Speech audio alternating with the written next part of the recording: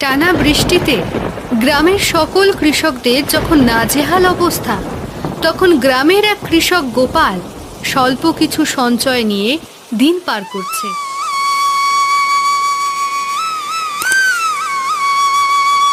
মা, গতকাল দেখলাম ওই বাড়ির রিনা সিঙ্গারা খাচ্ছে, তাও আবার মাংসের সিঙ্গারা। তাতে কি হয়েছে মা? ওদের আছে তাই খাচ্ছে, আমাদের নেই তাই খেতে পারছি না। আমাদের কেন নেই মা? আমারও তো খেতে ইচ্ছে করছে, তুমি বাবাকে বলো না। তোর সিঙ্গারা খেতে ইচ্ছে করছে, সেটা তুই আগে বলবি না? আমি তোকে সিঙ্গারা বানিয়ে খাওয়াবো। তুমি পাগল হয়ে গেছো? ঘরে চাল ডাল নেই, ওদিকে তুমি সিঙ্গারা বানাচ্ছ? আমার মেয়ে সিঙ্গারা খেতে চেয়েছে আর আমি খাওয়াবো না? আমি এক্ষুনি যাচ্ছি ময়দা আনতে।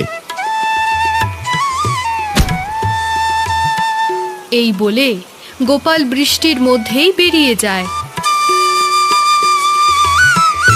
তোর বাবা ঠিক হলো না। যাই হোক, মাংসের সিঙ্গারা তো বানাতে পারবো না, কচু পাতার সিঙ্গারা বানাই। কচু পাতার সিঙ্গারা? সেটা আবার কিভাবে? সেটা পরেই দেখতে পাবি। চল কিছু কচু পাতা নিয়ে আসি। পূজা ও সাবিত্রী একটা ছাতা নিয়ে বেরিয়ে যায়। মা, আমি তো জীবনে কোনোদিন কচু পাতার সিঙ্গারার কথা শুনিনি। শুনবি কিভাবে রে? আগে আমরা কত খেয়েছি, এখন তো কেউ খায় না। এই সিঙ্গারা কি খুব মজার হয়? মাংসের সিঙ্গারার থেকেও বেশি? হ্যাঁ রে হ্যাঁ, তুই একটা বার খেয়ে দেখ, তারপরেই বলবি। তাহলে তো খুব মজা হলো।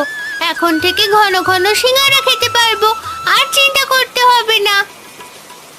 তোর যখন সিঙ্গারা খেতে মন চাইবে, তুই শুধু আমাকে এসে বলবি, আমি তোকে এই কচু পাতা সিঙ্গারা বানিয়ে খাওয়াবো।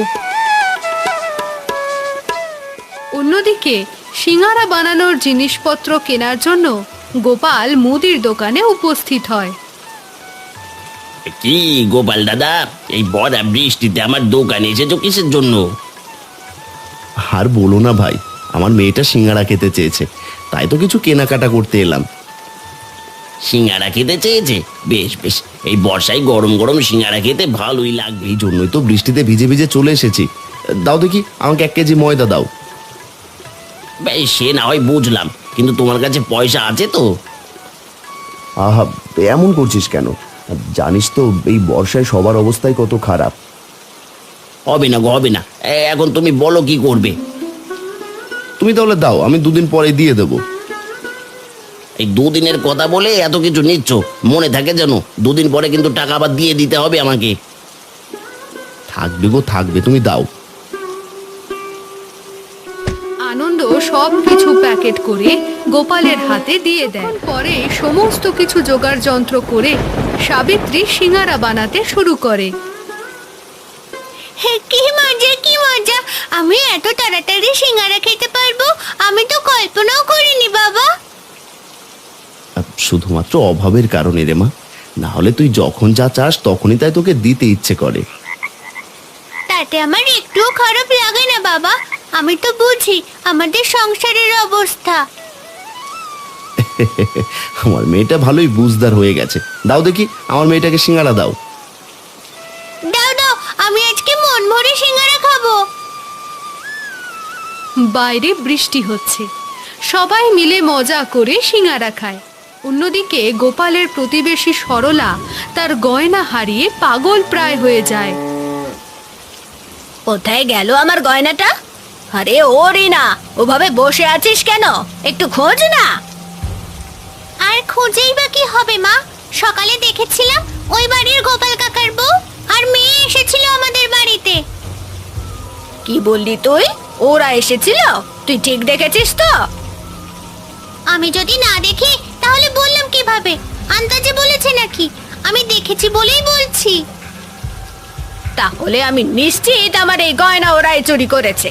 ওরা ছাড়া কেউ চুরি করবে না। আমিও তো সেটাই বলছি। অযথা খোঁজাখুঁজি করে কোনো লাভ নেই, বরং ওদের বাড়িতেই চলে যাও।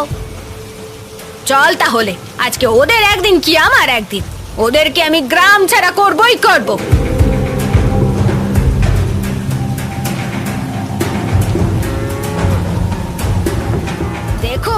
আমার যদি গয়না হারানো না যায় তাহলে তো আমি এমনি এমনি এখানে বলতে আসবো না। আপনার গয়না হারানো গেলেই যে আমাদের দোষ দিতে হবে এমনটা তো কথা নয়। গয়না তো অন্য কেউ নিতে পারে। আজকে সকালে আপনার বউ আর মেয়ে আমাদের বাড়িতে গিয়েছিল, এরপর থেকেই গয়না পাওয়া যাচ্ছে না। আশ্চর্য, আপনারা ওদেরকে গয়না চুরি করতে দেখলেন না, অথচ অভিযোগ জানাতে এসেছেন। আমি জেনে শুনেই বলছি, গরিবদের কাজকর্ম সম্পর্কে আমার ভালোই ধারণা রয়েছে। বিশ্বাস করুন দিদি, আমরা চুরি করিনি। আমি কেন চুরি করতে যাব? এসব আমি কিছু শুনতে চাই না। আমি আমার গয়না ফেরত চাই, না হলে আমি সালিশ ডাকবো, এই বলে দিলাম।